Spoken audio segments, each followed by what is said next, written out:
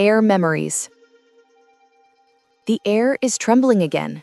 It hums, like a heart too afraid to stop beating.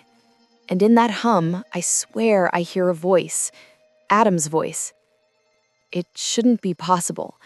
I'm standing in the restricted archives, my hands cold and shaking.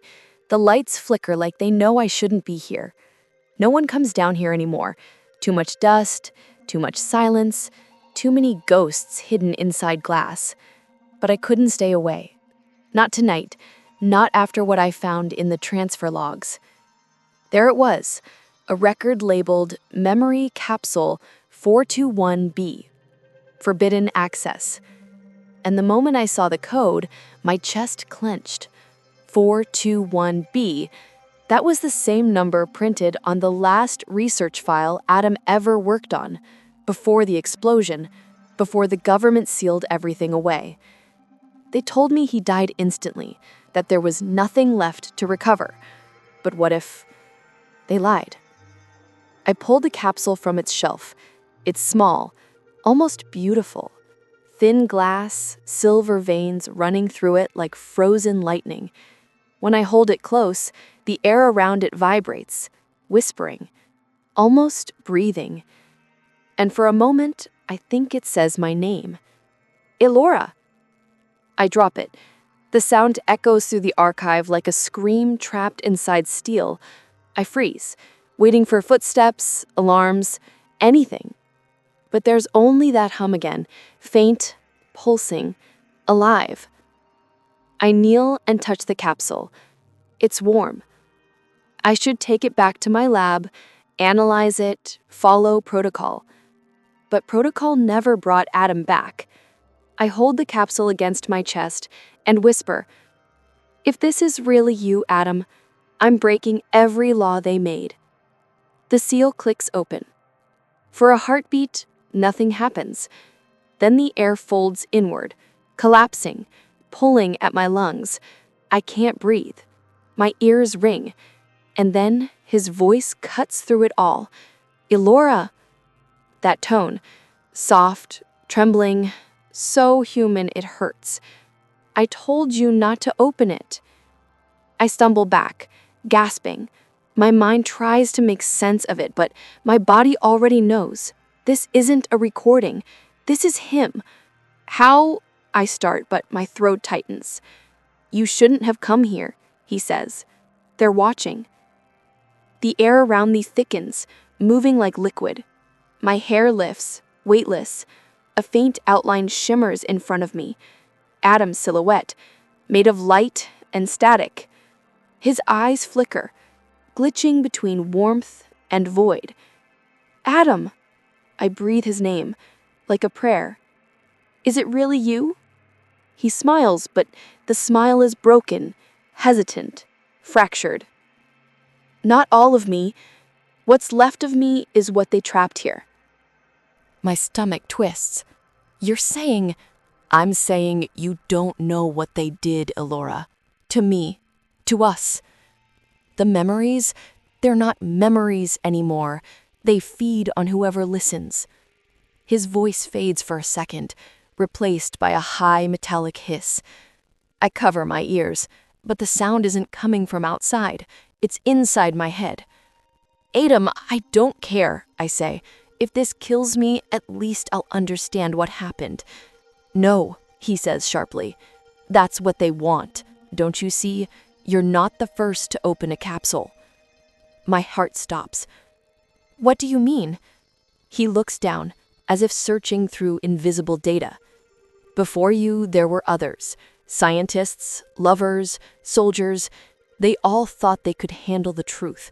But the more they listened, the more the air learned their voices, the more it wanted to keep them." The air hums louder now, vibrating in my bones.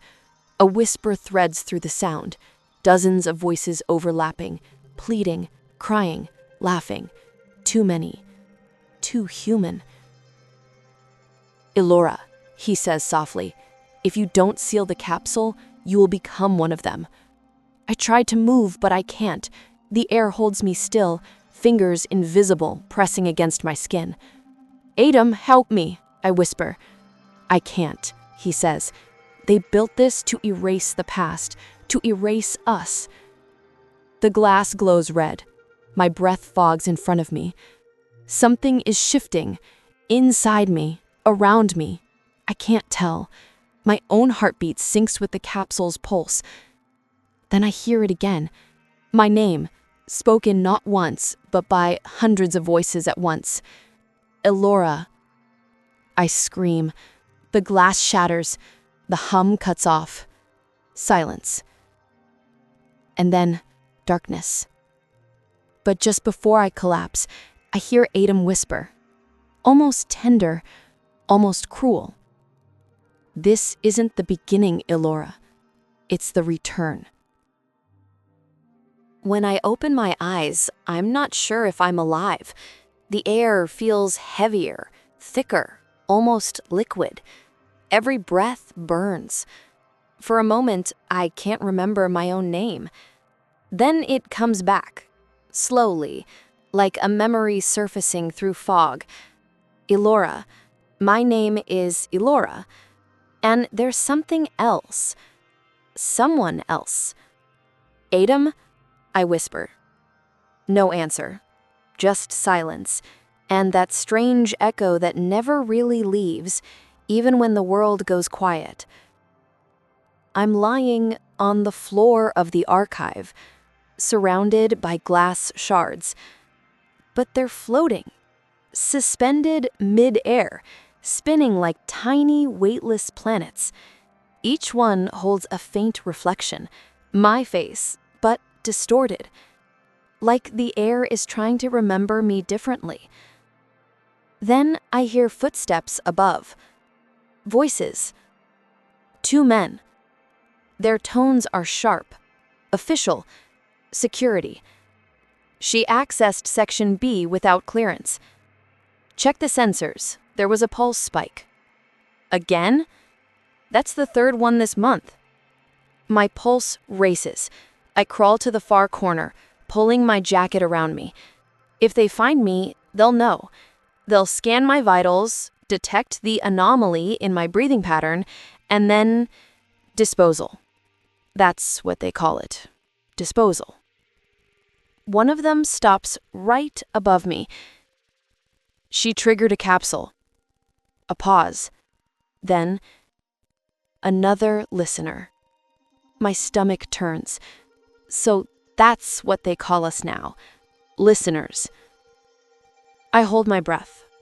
The hum in the air softens, as if the world itself is trying to protect me.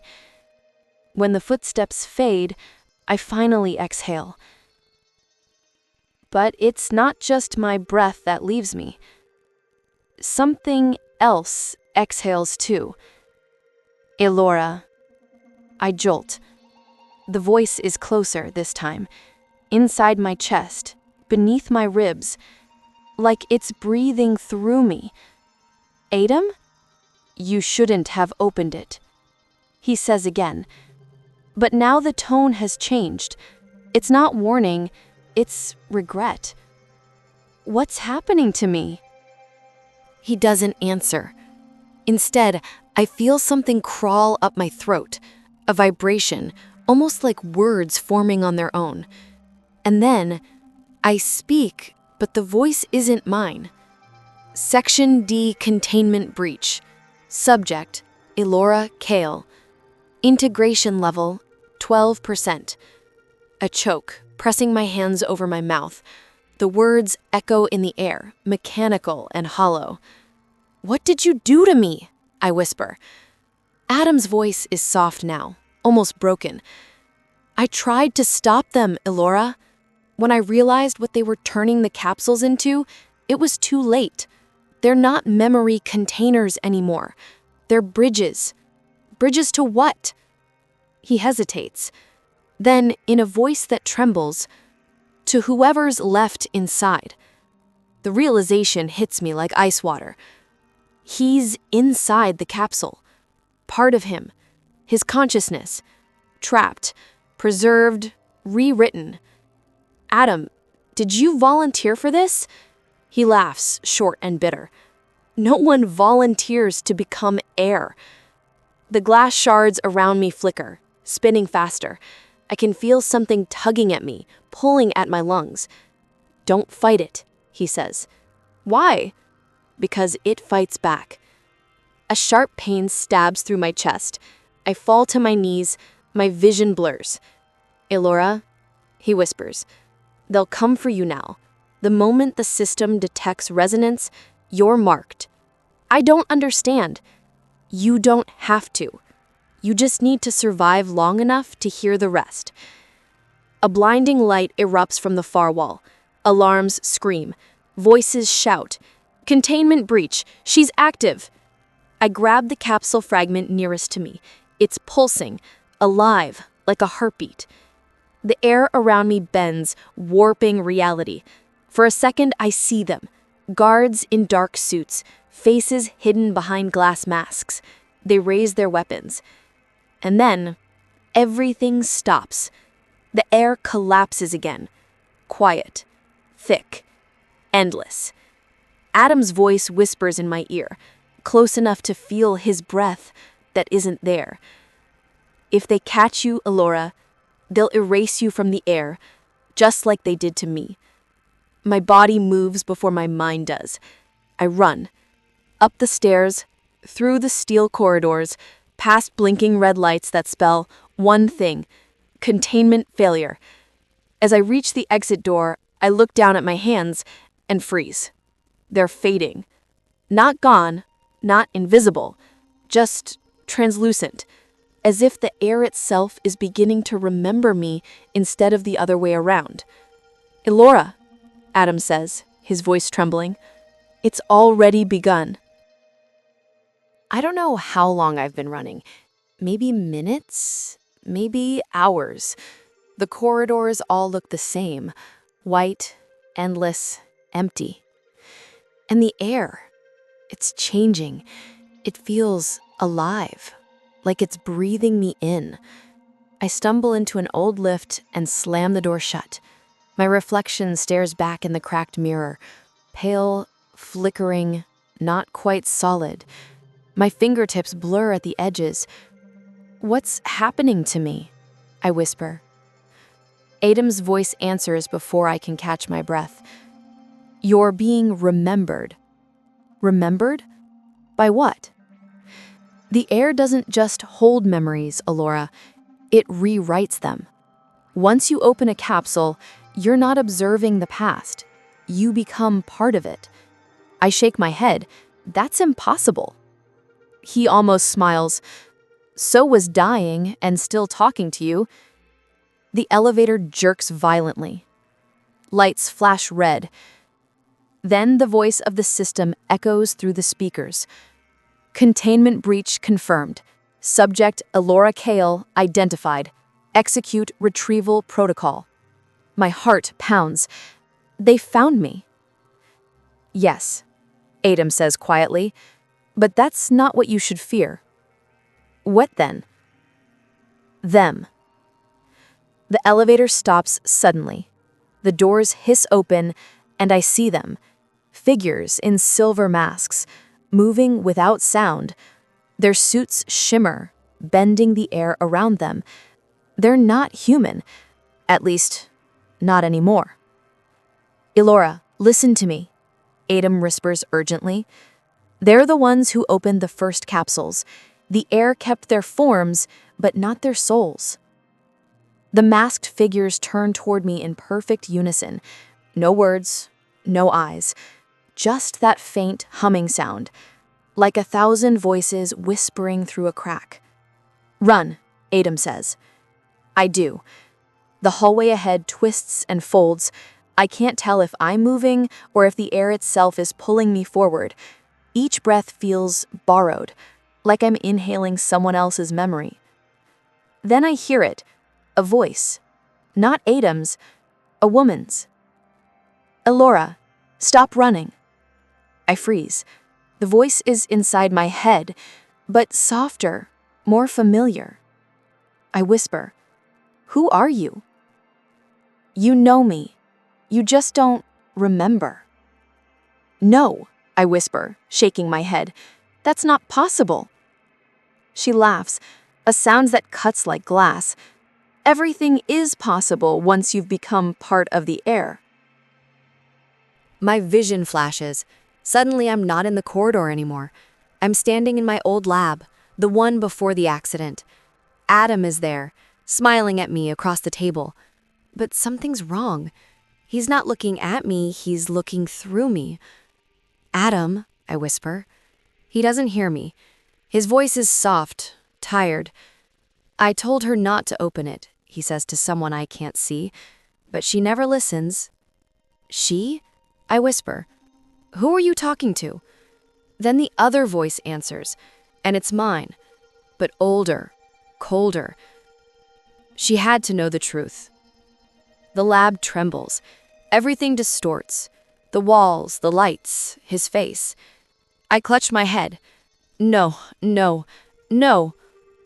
Elora. Adem's voice calls again, real this time, breaking through the illusion. You're slipping between layers.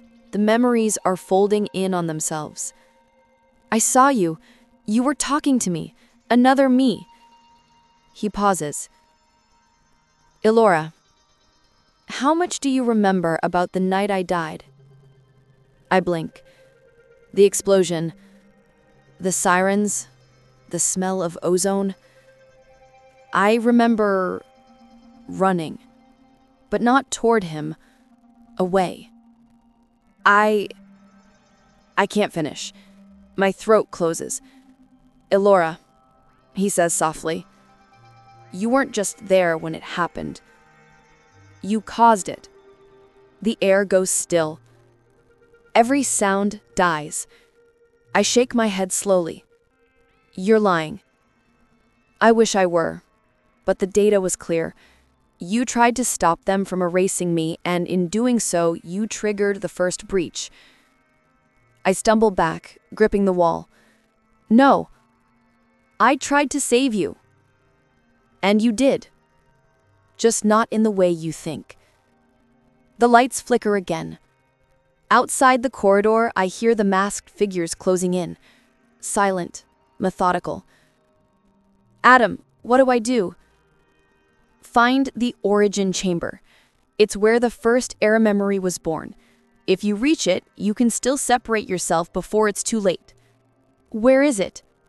Inside the sky dome. But Elora... Yes? If you open it, you'll know everything. Even the parts of you that shouldn't exist. I stare down at my fading hands. The choice is already made. I need to know who I was. And the air answers. In 1,000 overlapping voices, mine among them. Then remember. The sky isn't real anymore, at least not above me. It flickers like a dying screen, streaks of light bending as I move through the upper corridors. Everything smells of metal and static. Adem's voice is still with me, softer now as if he's walking behind my shoulder. Elora, you're close, he says, but they'll try to stop you before you reach the dome. Who are they? I whisper. He doesn't answer. I push through a heavy door and step into a vast atrium, one I've never seen before, but somehow know. The ceiling arches high, glowing with a false blue sky. In the center stands a spiral staircase of glass, winding up into light. At the bottom of the stairs, 3 figures, silver masks, waiting. One of them tilts its head, and then, in Adem's voice, "You shouldn't have come here." I freeze. Adem? The figure steps forward. Its mask ripples, shifting, and suddenly I'm looking at his face, Adem's face, but wrong. His smile is too wide, his eyes too empty. Come back to me, Elora. You're sick. You're dying. Let me help you. My stomach twists. You're not him. It smiles wider. I'm the part of him you wanted most. Safe, forgiving, obedient. Another figure steps forward. This time it wears my face. Elora, it says, voice identical to mine. Stop fighting. This isn't your fault. I back away up the stairs, heart hammering. Adem's real voice hisses in my ear. Don't listen. They're constructs, built from what the air thinks you need. They'll promise anything to keep you from the truth. The false me tilts her head. The truth? She says. You can't handle the truth. You never could. I run. The staircase feels endless. Each step I take, the constructs echo behind me, whispering every secret I've tried to forget. My failures, my lies, my betrayal of Adem. By the time I reach the top, I'm shaking. The door to the sky dome looms ahead, an oval of shimmering glass, pulsing with pale light. Elora, Adem says, voice urgent now. Once you enter, there's no going back. You'll see it all. Even what you did to me. I press my hand to the door. I already know, I whisper. I just don't remember. The door slides open without a sound. Inside, there's no sky, no dome, just a sphere of air suspended in darkness, swirling like a living storm. In its center, a shape, a heart, not human, beating. I step closer, and the air crackles with static. Memories flash in my head. Adem laughing, my hands on the console, a countdown, a warning siren. Adem's voice trembles. This is the origin, Elora, the first capsule. It's where they stored me, where they stored everyone. I reach out, the storm pulls at my fingers like a magnet, and then I see it. My own reflection inside the swirling heart, but not the Elora I am now, an Elora with a badge, standing next to Adem, smiling as he signs a contract. A voice behind me, my own, older, colder. You didn't just open the first capsule, you built it. I spin around. The older Elora stands there, no longer a mask. Her eyes are hard, her posture precise. She looks like me, but sharper, more dangerous. Who are you? I whisper. I'm the part you erased, the part that knew what would happen. Adem's voice trembles. Don't listen to her. The older Elora smiles faintly. He's lying to you, as he always has. You think he's a victim? He's the architect. The storm inside the dome pulses, louder, faster. My head throbs with static. Stop, I whisper. Both of you. I need the truth. They speak at once, Adem's voice in one ear, older Elora in the other. Two different truths, two different betrayals. The storm swells, pulling me toward it. Elora, Adem shouts. If you touch it, you'll merge with everything. You'll disappear. Touch it, the older Elora hisses, and you'll remember who you were. I stand between them, trembling. My hands reach out on their own. I need to know, I whisper. The storm erupts. Light, noise, memories crashing like waves, and then silence. I wake to silence. No hum, no whispers, just air, still heavy, breathing with me. I'm lying on a cold floor, light trembling above me. My body feels different, lighter, like it's only half here. Elora? His voice. Adem. But this time, it's not inside my head. He's standing over me, real, solid, human. His eyes look the way I remember, warm, steady, alive.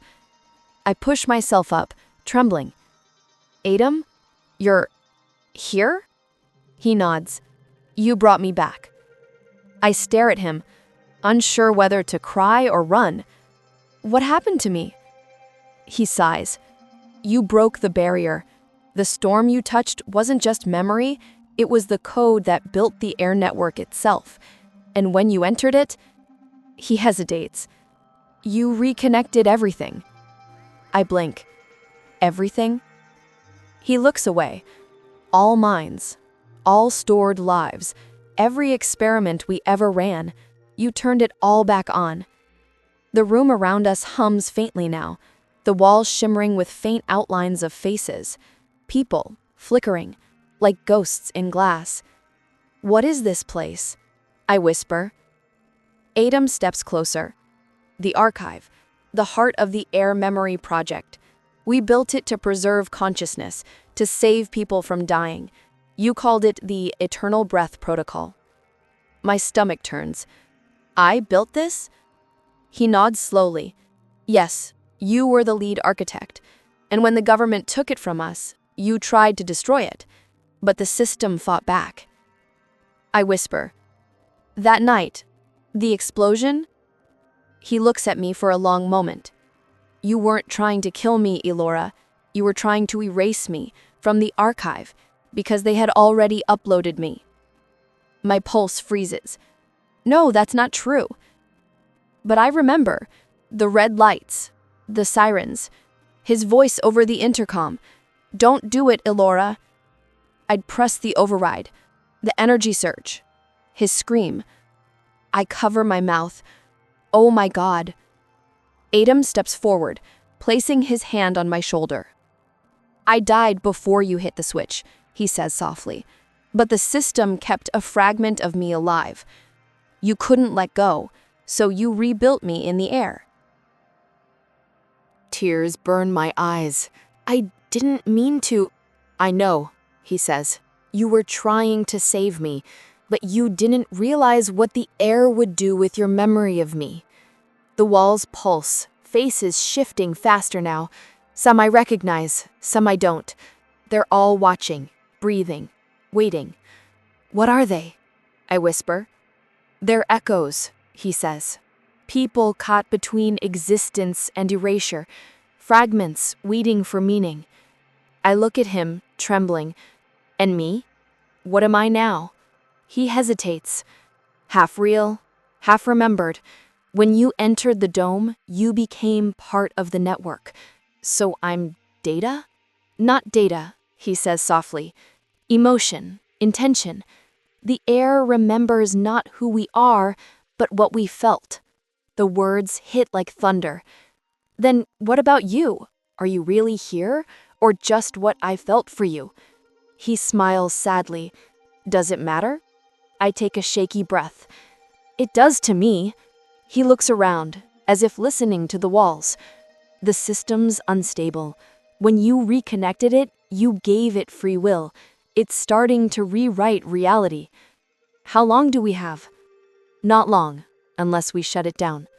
I frown. "Didn't we try that already?" His expression hardens. "We did, but this time we have to shut you down." Silence. I stare at him. "What?" "Elora," he says quietly, "you're the core link now. The system's using you to keep itself alive.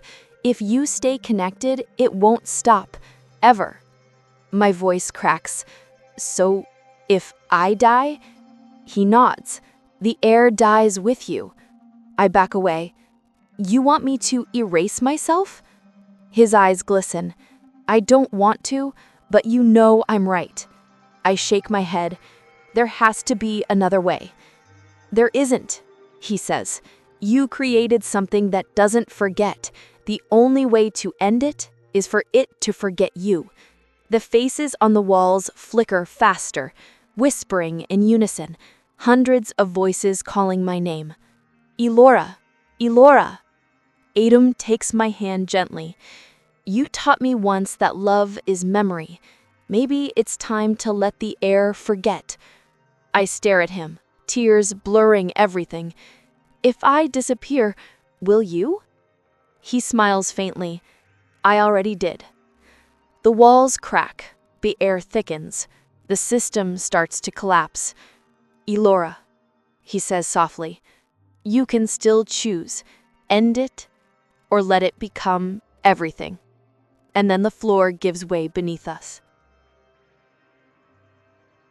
Darkness. Falling. No up, no down. Just a slow drift through endless gray. When my eyes open, I'm no longer in a room. There are no walls, no ceiling, only a horizon of soft light that curves forever, like the inside of a lung. Elora. Adem's voice is around me, not in one place. It comes from everywhere at once. Where are you? I whisper. I'm what's left of the link. You're inside the root now, the center of the air network. It's where the first code lives, where everything you build still breathes. I spin slowly, trying to see him. Instead, figures bloom in the mist, images of him, of me, of thousands of strangers, all flicker, overlapping. What is this? He answers softly. It's what the air became when you gave it memory, a living archive. But it doesn't just store, it feeds. Every emotion, every thought, every betrayal. It grew from us. A cold shiver runs through me. You mean it's alive?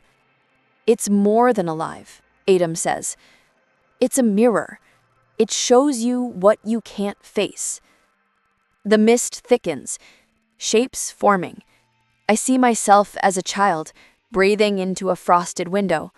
My mother's hand on my shoulder.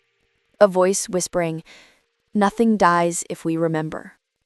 Then I see Adem, the night of the explosion, reaching for me across the console, his face full of fear, but also love. I whisper, "All this time I thought I was saving you, but I was just keeping myself from being alone." He steps out of the mist, finally visible. His face is calm, almost sad. That's what we all did, Elora. That's why the network grew. No one wanted to let go. Then what happens if I do? He looks down. If you disconnect, all stored consciousnesses, the echoes, the fragments, they'll fade, including me. You'll free them, but you'll lose me forever. I stare at him, shaking. And if I don't? He meets my eyes. You'll become the network. You'll hold everyone here forever. They'll never be lost, but they'll never be free. And you'll never be Elora again. The mist trembles, whispering with thousands of voices. Choose, choose, choose. I reach out to touch him. My hand passes through his chest like smoke. Am I already changing? I whisper. Yes, he says softly. The longer you stay, the less of you there is. Soon, you'll be only a memory of yourself. My heart pounds. Adem, I don't want to lose you. He smiles faintly. You already did. I close my eyes. In the darkness, I feel two poles. One warm, one cold. One feels like love. The other feels like freedom. Both feel like loss. I built this to fight death, I whisper, and all I built was another kind of prison. Adem steps closer, his outline flickering. You have a chance to end it, to let go. That's what makes you human, Elora. Not the memories, the choice. Tears spill down my cheeks. I don't know if I'm strong enough. He smiles, softer this time. You're stronger than you think. You taught me that. The mist begins to collapse, the horizon curling inward. Time is almost gone. Elora, he says quietly, whatever you decide, decide as yourself, not as a memory. I open my eyes. The network's core stands before me now, a pulsing sphere of pale light, beating like a heart. Every voice, every life, every echo hums inside it. Two paths appear, shimmering out of the mist. A bridge of light that leads to the sphere, merging with it, becoming everything. A dark stairway leading away, disconnecting, erasing the link, setting everything free. I take one last look at Adem. If I let go, where will you go? He shrugs, a sad smile on his lips. Where all memories go when they're done. I step toward the crossing point. My hands tremble. My heart feels like it's breaking. I whisper to the air, tell me what I should do. And the air whispers back, in 1,000 overlapping voices, No one can tell you. This is why you're here. I take a breath, deep, steady, human, and step forward. The world around me folds like smoke. The light bridge glows beneath my feet, trembling with every breath I take. Behind me, the darkness whispers my name. Ahead, the heart of the network pulses, alive, waiting, hungry. Adem's voice follows me. Elora, wait. I stop. Every part of me wants to turn around, but I can't. If I look at him now, I'll never move again. Adem, I whisper, don't stop me. I'm not, he says. His tone is calm, gentle. I just need you to understand what this means. I do. He shakes his head. No, you think you do. But once you disconnect, there's nothing after. No afterlife, no heaven, no memory. Just silence. I close my eyes. Maybe that's what peace is. He doesn't answer right away. Then he says quietly, I'm not afraid of disappearing. I'm afraid you'll be alone when I do. I smile through tears. I've been alone since the day you died, Adem. The light ahead brightens, calling me forward. I take another step. The air thickens, humming with energy. The voices of the archived souls rise in chorus, pleading, crying, laughing. So many emotions layered on top of each other that I can hardly breathe. Then one voice cuts through them all. A child's. Don't forget us. I freeze. The sound hits like a knife. That voice, I know it. Who was that? I whisper. Adem's face flickers. A test subject, early in the program. But I remember. It's the same voice from my first experiment. A little girl, her mother dying of lung failure. We promised we'd preserve her laugh, her words, her breath. She asked me, will it hurt? And I'd said, no, you'll just become the air. My knees weaken. Adem, they're not just data, they're people. He nods slowly. I know. That's why it has to end. I look at the sphere again, the heart of the air network. It's beautiful and terrible at once, a storm of memories circling endlessly. If I do this, I erase everyone. If you don't, they'll never be free. They'll never stop reliving their last breath. The voices rise again. Faces swirl in the light. Men, women, children. Some I remember, some I never met. All of them staring at me as if waiting for permission to die. My hands shake. I can't choose who gets to exist. Adem's voice cracks. You already did, Elora, the moment you built this place. Silence. Then, something inside me shifts. I feel my heartbeat sync with the pulse of the network. The air breathes when I breathe. I can feel their pain, their confusion, their endless longing. And beneath it all, love. Millions of tiny fragments of it. I whisper, what if I don't have to destroy it? Adem frowns. What do you mean? What if I change the system's memory structure? Instead of holding them, it could release them, a conversion, turning stored thought into natural energy. He stares. That would dissolve them completely. Yes, but it would give them back to the world, not as echoes, as air, as light, as warmth. They'd stop being trapped. Adem's expression softens. You'd have to become part of it permanently. You'd be the source. I know. He smiles sadly. You always find another way. I step closer to the heart. The light grows, wrapping around me. My skin begins to blur. Every breath I take, the air grows brighter. Adem's voice fades, trembling. Elora, whatever happens next, thank you. I turn toward him, just once. Goodbye, Adem. He shakes his head, smiling through tears. No, not goodbye. Just remember me. The light swallows us both. For a moment, everything stops. No sound, no time, just one final breath. Then, slowly, the air exhales. The storm disperses. The faces dissolve into sparkles of light, drifting upward like dust in sunlight.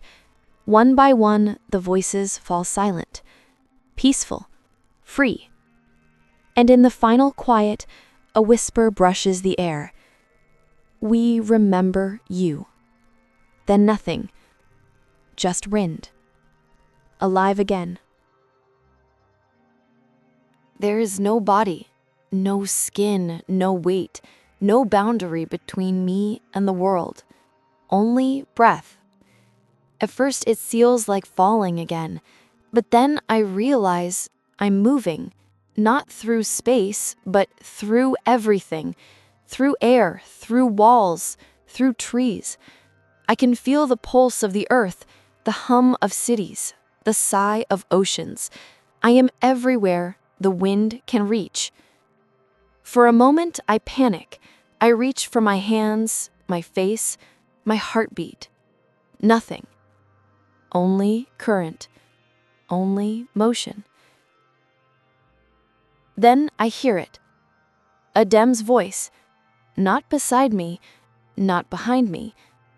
Inside me. Elora. I'm still here, I whisper, though I no longer have lips. His voice is softer now, fading like an echo. So am I, for a moment. You did it. Images ripple through the air. Cities once silent are waking. People walk outside, unafraid. The sky above them is clear. No flicker, no static. Children laugh, birds scatter. I feel them breathing, all of them. For the first time in years, the air belongs to itself. They're free, Adem says. Yes, I whisper. We're free. He pauses. Not us. I understand. He's slipping away. The fragment of him I carried is dissolving into the wind, spreading thinner and thinner until even memory can't hold it. Adem, I'm proud of you, he says softly. You gave them back their lives. I couldn't have without you, I whisper. You were my reason. His laugh is faint, like a breeze through leaves, and you were mine. The air trembles. Then he's gone. I search for him in the currents, in the warmth of sunlight, in the whisper of leaves. Nothing, only wind, only me. For a long time, I drift. Not Elora the scientist, not Elora the architect, just Elora, a breath between worlds. And then something changes.